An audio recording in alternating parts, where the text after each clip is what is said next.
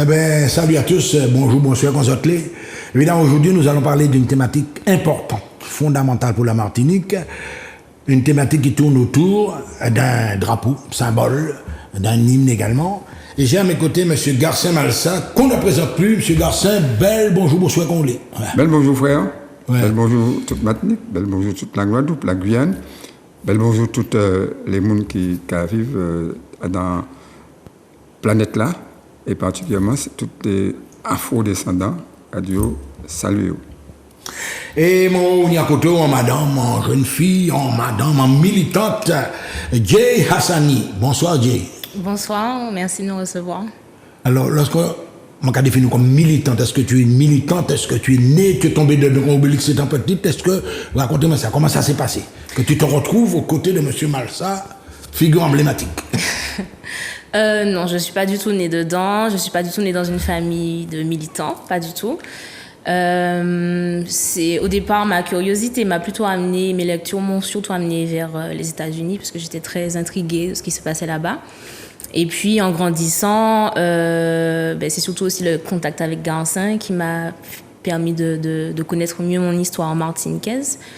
Et je ne sais pas à quel moment on peut se définir en militant, mais en tout cas, dans mon parcours, on va dire que c'était après mes 20 ans, 25 ans à peu près. À partir du moment où j'ai commencé à consulter des livres, à me renseigner sur l'histoire des Noirs de façon générale. Voilà, donc Garcin, là, nous avons tourné comme nous, tu as compris que c'est après y entrer à la Domagaïla, etc. Mais justement, vous-même, vous êtes un professeur, mais on est toujours au départ comme professeur. Est-ce qu'on va penser que justement, l'histoire là, qui enseigne en Martinique là, est-ce que ça conseille de nous directement l'histoire là? Parlez-moi, moi, franchement. Eh bien, mon cas d'où, là, moi même débattu Martinique pour enseigner. Bon, bien sûr, on a rencontré après 1968 tout un boule de camarades, et puis les Bolleurs, les Ferdinand, Alex, effectivement, Alex, et puis on a rencontré aussi Cabor, effectivement, c'est très important, qui était qu'à chercher à moi, effectivement, et puis Nisette Monjean, qui était lycée Chelcher, et puis moi, c'était le premier année qu'on a enseigné. Et puis nous avons discuté. Et puis c'est la première fois que Cabor, et puis il a montré moi un drapeau, première fois. Il a montré moi un drapeau. Et il a dit comme ça, il a parlé du MNL. Et puis il a parlé, nous avons commencé à faire l'histoire, nous avons commencé. Bon. Attends, la signification c'est que MNL, parce que c'est mon nom, peut-être il y en a qui ne connaissent. Oui, Mouvement National de Libération Martiniquaise. C'est très important. Et donc nous avons échangé. Nous avons quitté, nous avons arrivé, etc. Et puis pour aller vite, et ce qui a passé, c'est qu'effectivement, dans tous les mouvements, nous avons fait, moi-même, lycée Trinité, moi-même, je suis imprégné de tout militant. Donc, je suis informé ces élèves moyens qui lycée Trinité, pour la plupart qui sont sortis dans les quartiers des communes voisines de Trinité, même toute Martinique. Et il y a trouvé en moi un professeur qui est assez bizarre, puisque on a parlé de langue batinique chez Bayo, on a fait français et puis mais c'est bizarre parce que on a fait jardin autour d'un lycéen qui n'y est spectateur libre, on a fait sortir. Vous parlez de Guy Cabomation, excuse-moi, mais Guy est capable de parler que élève là. Ah oui, la MEP, ouais. Puisque effectivement, fait un séjour la MEP et puis Guy, puisque j'étais les moins venus. Pour ces moments-là, la MEP, etc. Donc, moi, je travaillais puis Guy la MEP. Et puis Jean-Claude Lauréat, je travaillais puis Jean-Claude, etc. qui était seul. D'ailleurs, Jean-Claude, c'est pas le premier moment, il a enterré et puis un drapeau rouge vert noir en 81. Et c'est très important. Donc, nous avons fait toutes ces batailles-là. Et puis, de plus en plus, nous avons la nécessité de nier un drapeau pour Martinique. On ne peut pas arrêter. Nous avons dit nationalistes, nous avons dit ça, et puis nous avons... Et de plus en plus, effectivement, drapeau à Guy montrez-moi, c'est ça qui apparaît. Alors, une série de moments, il a dit, il travaille puis Guy, il fait puis, etc. Même, ouais. Bon. Et donc, ça qui a passé, c'est qu'effectivement, dans tout mouvement de grève 74, le drapeau a sorti de manière forte. Pour la première fois, il y a eu autant de monde en la rue des drapeaux. Quoique, effectivement, il était et circulé. Et puis, ça qui a passé, finalement, après 74, eh bien, il y a en période, effectivement, ben là, qu'à descendre, tension, qu'à descendre. Les drapeaux, ils n'ont pas tellement parlé dit, nous avons des activités, nous avons battu, etc. Il y a les élections, notamment, puis Marie-Jeanne Rivière-Pilote, etc. Nous avons créé le mouvement indépendantiste martiniquais, la parole au peuple avant, etc. Mais, ce qui est important, il faut que le drapeau émerge au grand public. Pour nous, effectivement, qui nationalistes, c'est surtout ça. Bon, nous ne parlons pas de manière pour émerger, nous avons fait ça, nous pouvons faire pour émerger, etc. Alors, moi-même, qui est venu pour aller vite, en 1989, je suis élu, je suis président de la SOPAMAR, puisque j'ai créé la SOPAMAR. Je suis essayé d'appliquer en tant qu'élu, mais Sainte-Anne, ça m'a fait la SOPAMAR. Donc, je fais en sorte que Sainte-Anne nous protège, nous fait en sorte que toutes les mangroves, tout le comme ça, protéger la mer, tout ce que je impliqué. Mais je surtout appliquer comment à faire en sorte que la question du drapeau nous posait. Alors, je dis c'est peut-être intéressant pour nous, nous ni en l'Amérique à gérer. Pour nous, ça nous a fait épi, puisque effectivement, de temps en temps, il y a l'ARIA. Il y a un journal, il y a parlé en catimini, mais au grand jour, le peuple n'a pas qu'à, effectivement. Donc, en 89, effectivement, nous avons pensé à la nécessité de. C'est ça qui a commencé par. On dit dans l'Amérique Sainte-Anne, ça a commencé à bourgeonner de manière fort. Mais, garçon, justement, il y a l'épisode, il ne faudrait nous pas passer sous silence non plus, l'épisode de l'OJAM. Ah oui. Parce que souvent, il y aura prétendre que c'est à l'époque de l'OJAM que le drapeau a créé et que le docteur Désiré suggérait. Est-ce que tout ça, ça authentique? Absolument. Je reconnais ça, puisque effectivement, nous connaissons l'histoire de l'OJAM, nous approfondir l'histoire de l'OJAM. Je sais qu'effectivement, les couleurs parties des drapeaux, il y a dit qu'effectivement, c'est pendant l'OJAM créé. Bon, agencement. Guy a dit, c'est lui qui fait, donc papa a passé temps sur ça. Ce qui est important, c'est plus important, c'est l'existence du drapeau. La symbolique du drapeau. Ça entre moi, je crois effectivement, c'est important pour nous faire. Et effectivement, en deuxième mandature, à Sainte-Anne, nous avons commencé à partir de 1994, nous avons commencé à mettre sur tous les ronds-points de Sainte-Anne. En même temps, nous avons créé ATV, qui a posé, pas ATV, nous avons pas ATV, nous avons créé effectivement TV Moun Martinique. TV Moun Martinique, c'est le premier effectivement, et télé qui était libre Martinique, nous avons mis en place, et nous avons battu les Martinique, les couleurs, c'est à partir de ça, effectivement, le colonialisme français qui a commencé à rentrer en manière raide à sous nous, et à sous moi particulièrement, à sous ces mamans-là qui a battu puis moi, à la fois au mot des masses, à la fois à la SOPAMAR. Voilà. Donc là, nous, côté Garcin, nous connaissons conviction Garcin, et puis il y a une nouvelle génération arrivée après là. Il y a une nouvelle génération qui a mûri en l'air toute constante là, et c'est Jay, à présent, qui a raconté nous comment ça passé la prise de conscience sur le nous parler en français. On peut parler en français en créole, mais ça va en anglais, il ne faut pas tout forcément. Alors, comment ça s'est passé? Alors, je vais reprendre là où tu t'es arrêté, 94, moi j'avais 2 ans. Et du coup, je pense comme beaucoup de Martiniquais, en allant à la plage dans le sud, on voit les drapeaux dans le rond-point, on voit le drapeau sur la mairie. Donc, il y a déjà un petit sentiment d'appartenance qui se crée à ce moment-là, même si on ne comprend pas. Moi, à l'époque, je ne comprenais pas pourquoi. J'avais compris que c'était mon drapeau sans vraiment comprendre pourquoi. Et puis, du coup, je pars faire mes études en France. Je me rends compte qu'on m'a menti parce qu'on m'a vendu la France comme étant l'Eldorado.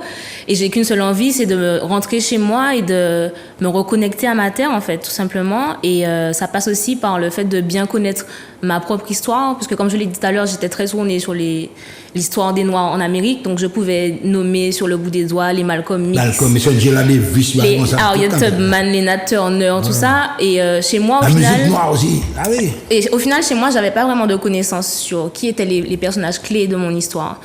Et donc c'est après être rentrée en Martinique, j'ai pris contact avec Garancin. Et justement, ce qui est curieux, c'est que comme beaucoup de personnes, je disais que c'était le drapeau de Garancin, puisque je savais que c'était lui le maire de Sainte-Anne, et que comme beaucoup de Martiniquais, on disait que c'est le drapeau de Garancin. Sauf que quand je rencontre Garancin et que Garancin me met en contact avec mon histoire, eh ben, je me rends compte que, excuse-moi Garancin, c'est pas ton drapeau, c'est le drapeau des Martiniquais en fait. Et je prends conscience que c'est important que tout le monde prenne conscience de ça. Qu'il ne s'agit pas d'un drapeau qui appartient à un seul personnage. C'est important que tout le peuple s'approprie ce drapeau parce que c'est notre histoire à tous, en fait. Et par rapport à ça, donc le contact avec Garancin, le contact avec Anicia aussi, qui nous a vraiment aidé à prendre conscience, en fait, de ce qui nous entourait, de la représentation, des symboles, des statues aussi, c'est tout ça. Et du coup, on a quelque chose...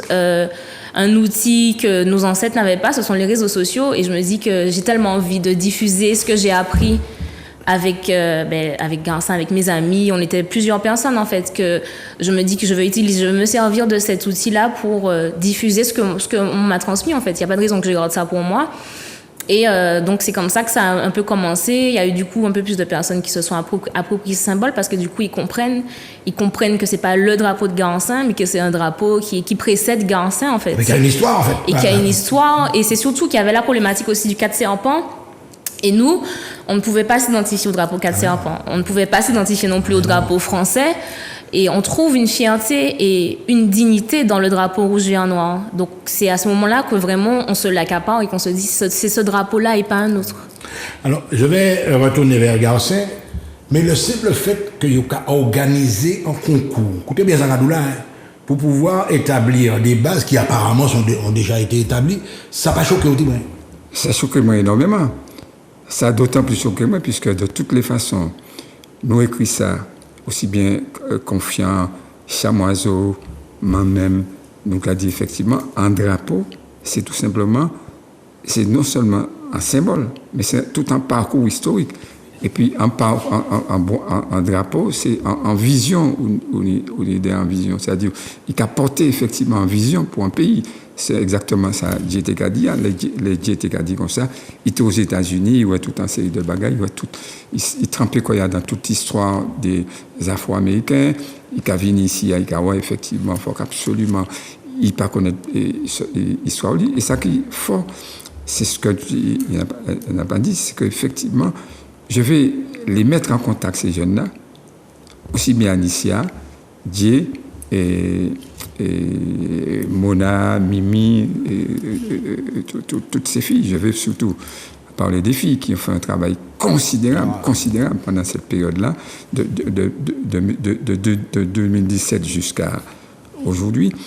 Eh bien, lorsqu'elles m'ont rencontré, je leur ai dit, il faut prendre contact avec d'autres militants pour mieux connaître l'histoire du pays, pour mieux connaître le drapeau. Il faut prendre contact avec Alex Ferdinand, il faut prendre contact avec Totor. Je connaissais Totor, puisque Totor était au MIR avec moi, Mouvement international pour les réparations. Et on s'était déjà expliqué. Il faut prendre contact avec Gessner Massé. Je profite pour effectivement saluer la mémoire de Gessner, qui a fait un combat considérable.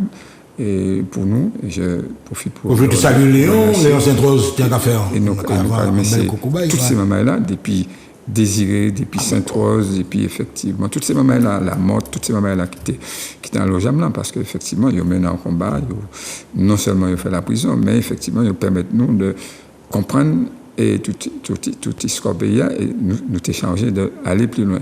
Aller plus loin, c'était l'affaire de rapport. Donc, m'a dit comme ça, il faut absolument prendre contact avec d'autres personnes qui connaissent effectivement l'histoire, qui sont des historiens, mais qui effectivement qui vont leur raconter ce qu'ils ont vécu à travers ce drapeau, comment ils ont connu, comment ils ont fait, etc. Et c'est ainsi qu'elles vont prendre contact. Voilà. Ils vont prendre contact. Je salue effectivement Anicia, qui ne peut pas être là parce qu'elle est malade. Donc, elle dit Tchéberet Pamoli, parce qu'elle a fait un travail considérable avec Dieu, avec les autres, etc. Ce sont ces jeunes femmes-là qui étaient au combat. D'ailleurs, qui, à un moment donné, ils disent mais non, il faut que le drapeau là sorti. Et à la fois de Sainte-Anne, il faut qu'il pâtit toute matinée, il faut qu'il connaisse lui dans le monde. Et je vous remercie, je te remercie Dieu pour le travail considérable que vous avez fait, parce que j'estime qu'aujourd'hui, si effectivement on est même arrivé, je te réponds, arrivé à faire un concours pour le drapeau, malheureusement c'est un concours. Mais c'est ce que je trouve dommage.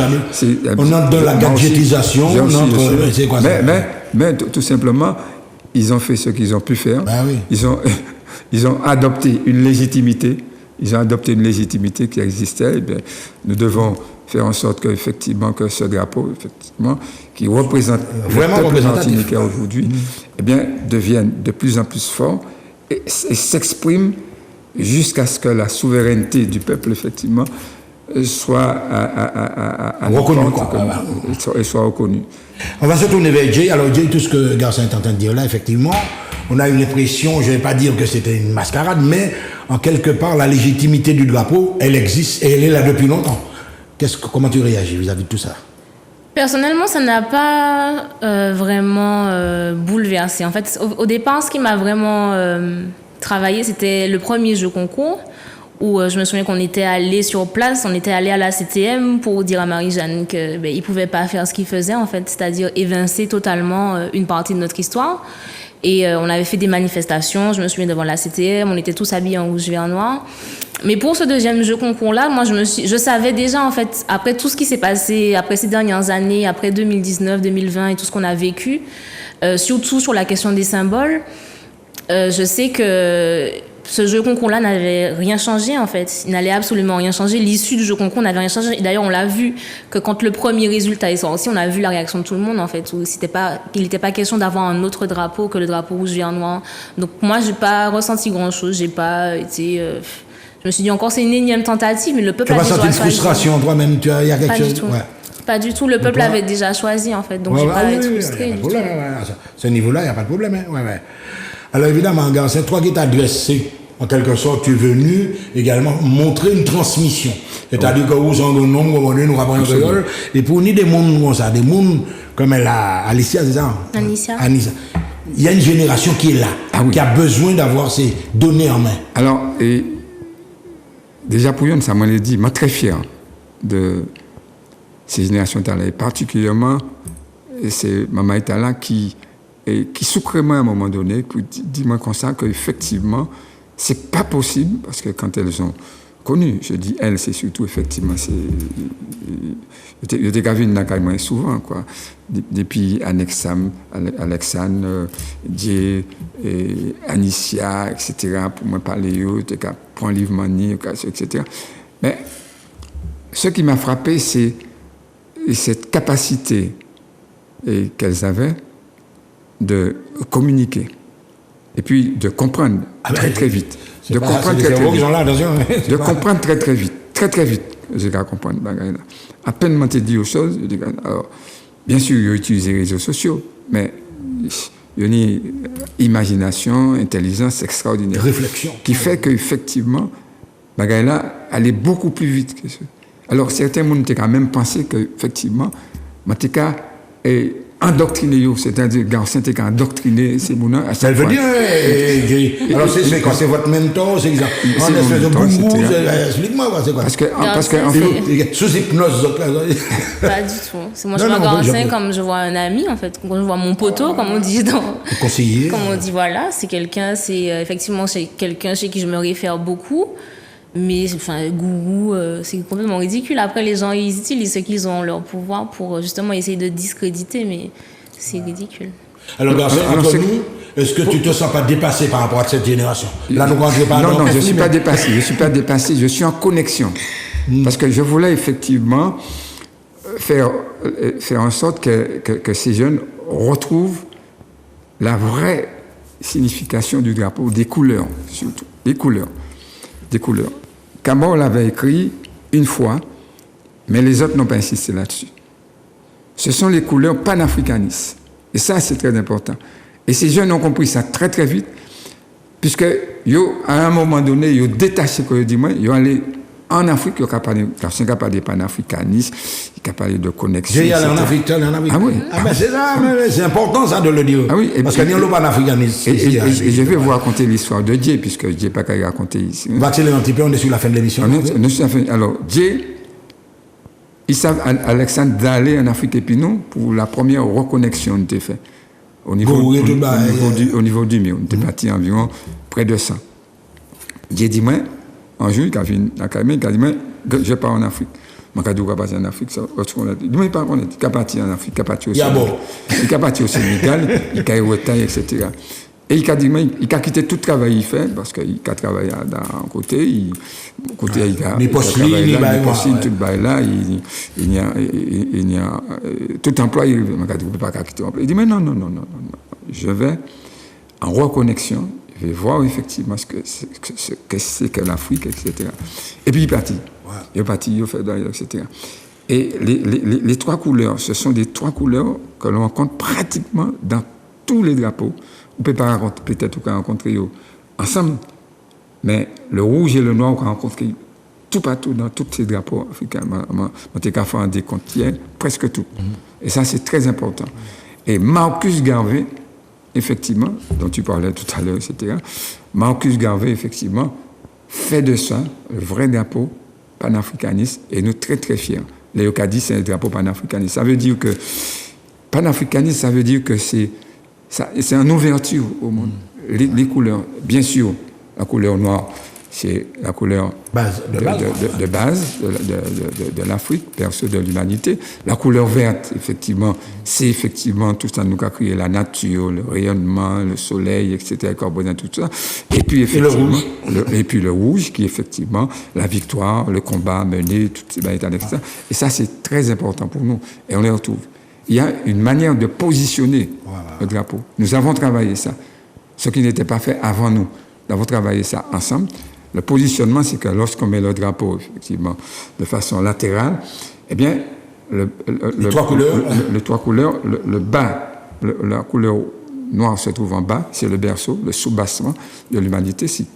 L'humanité, c'est là tout bas là qu'a démarré, les racines au fond de l'humanité. Et ça, c'est très important. Et puis le rouge se trouve obligatoirement à gauche. Et le vert en haut par rapport au respect de la nature. Au respect de la nature, etc. Voilà. Mais elle a la parole, on va te donner le mot de la fin parce que l'émission touche à sa fin. Alors à partir de tout ce que Garcin nous a dit ce soir, quelle est tu veux ta ligne de mire là maintenant? Qu'est-ce que tu veux atteindre Qu'est-ce que vous voulez? Parce que toi tu représentes une génération. Hein. J'avoue que je suis un peu mitigée par rapport au fait que le drapeau soit maintenant institutionnalisé, on va dire. C'est une bonne chose. Mais d'un autre côté, j'ai peur qu'il perde son caractère sacré.